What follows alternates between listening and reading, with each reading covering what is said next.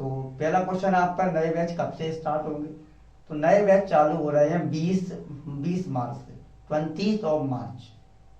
और दूसरी बात, इस बार बहुत कुछ नया लेकर आए हैं। इस बार आपको 2 बैच लेने पड़ेंगे मेरे, पहले लेने पड़ेंगे नहीं, आपकी इच्छा है तो लीजिए, लेकिन मैं अपना 100% दूंगा। थ्योरी बैच भी लेके आ रहा हूँ और न्यूमेरिकल बैच भी लेकर आ रहा हूँ, क्योंकि इस साल न्यूमेरिकल ज़्यादा आने की संभावना है।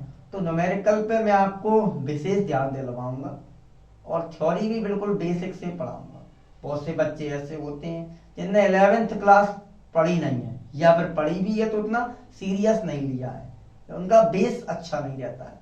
तो पहले मैं बेस करवाऊंगा, फिर जब आपका बेस अच्छा हो जाएगा उस पे आप 8 मंजिला का मकान भी बना सकते हो, लेकिन बेस तो अच्छा होना चाहिए। तो ऐसे स्टूडेंट जिनका बेस अच्छा नहीं है, यानी 10th के बाद 11th में या मतलब कोचिंग नहीं लगा पाए या किसी और कारणवश उनकी पढ़ाई में गैप आ गया है, उस गैप को पूरा करने के लिए 12th से पहले एक बेसिक बैच में चलाने जा रहा हूं, जिसका तारीख 20 मार्च से है।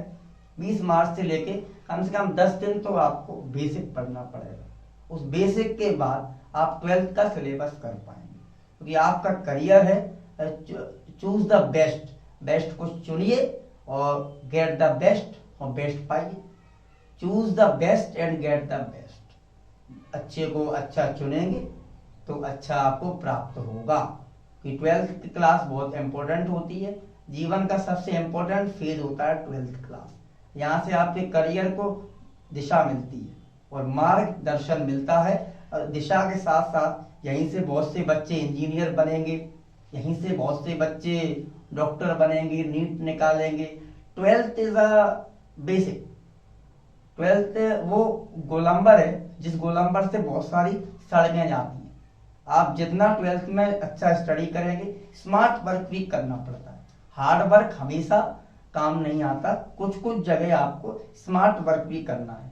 किस चैप्टर में कितना स्टडी करना है या किस चैप्टर से कितने नंबर का आता है, ये सारी चीजें पहले आपको पता होनी चाहिए।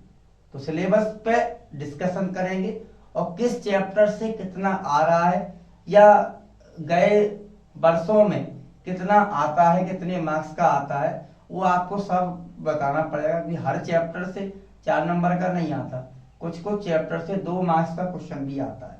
या फिर बहुत से चैप्टर, क्लास 12th वालों से बात कर रहा हूं मैं, बहुत से चैप्टर ऐसे भी हैं जिनसे केवल ओटी आती है, कोई क्वेश्चन नहीं आता है। तो उनको कैसे स्टडी करें, परफेक्ट स्ट्रेटजी अगर आपको जाननी है, अगर आपको परफेक्ट स्ट्रेटजी जाननी है और स्टडी तो अच्छी करनी है, तो आपको जल्दी से जल्दी ये कोचिंग ज्वाइन करनी चाहिए। मेरा मानना ये है, 2 दिन आइए, डेमो क्लास लीजिए और अपना करियर को आगे दिशा दीजिए, डायरेक्शन लीजिए। Be like a vector not scalar. हमेशा वेक्टर की भांति व्यवहार करो। वेक्टर समझते हो? ऐसी क्वांटिटी जिनमें मैग्नीट्यूड और डायरेक्शन होता है। जीवन में डायरेक्शन का बहुत रोल है। सही डायरेक्शन अगर आपको मिल जाए तो आप कहां से कहां पहुंच जाओगे, और अगर डायरेक्शन नहीं मिलती तो यू आर ओनली स्केलर। तो आपको स्केलर नहीं बनना, आपको क्या बनना है? वेक्टर। जोर से बोलिए, क्या बनना है? वेक्टर। तो वेक्टर अगर आपको बनना है, सही डायरेक्शन चाहिए, तो जल्दी से जल्दी, जैसे ही आपके 11th के पेपर पूरे होते हैं, मैं सारे विद्यार्थियों से बात कर रहा हूं, सीधे 12th की कोचिंग लगाएंगे। और क्योंकि आप अगर जल्दी कोचिंग लगाओगे तो फायदा है, आपका कोर्स जल्दी पूरा हो जाएगा और आपको सही रिवीजन मिलेगा। रिवीजन बहुत जरूरी होता है। पढ़ना चीजों को एक अलग चीज है, उसका रिवीजन करना अलग चीज है। पढ़ते हम सब कुछ हैं, लेकिन रिवीजन हम कुछ मेन टॉपिक्स का करते हैं। तो जितना आप जल्दी ट्यूशन लगाओगे उतना टाइम आपको रिवीजन का मिलेगा।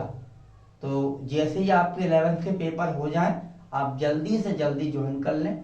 और मेरा बैच की तारीख है 20 मार्च। 20 मार्च को आप सब डेमो क्लास लेने अवश्य आए। जो मेरी वीडियो देख रहे हैं, जो क्लास 12th में हैं, जिनने कुछ 11th में स्टडी नहीं किया है, वो बेसिक अवश्य लें। बेसिक अच्छा होगा तो आपकी बिल्डिंग अच्छी बनेगी। अगर बिल्डिंग अच्छी बनेगी तो लोग आप तारीफ करेंगे। ये बात समझिए। सबसे पहले क्या है, भयभीत होने की आवश्यकता नहीं है। दिमाग से एकदम डर निकाल दीजिए। फिजिक्स नामक जो डर है इसको बिल्कुल हटा दीजिए आप, इसका समाधान आ चुका है, केवल आपको देखने की आवश्यकता है। तो पहले चीजों को समझिएगा, लिखिएगा। ओके, धन्यवाद।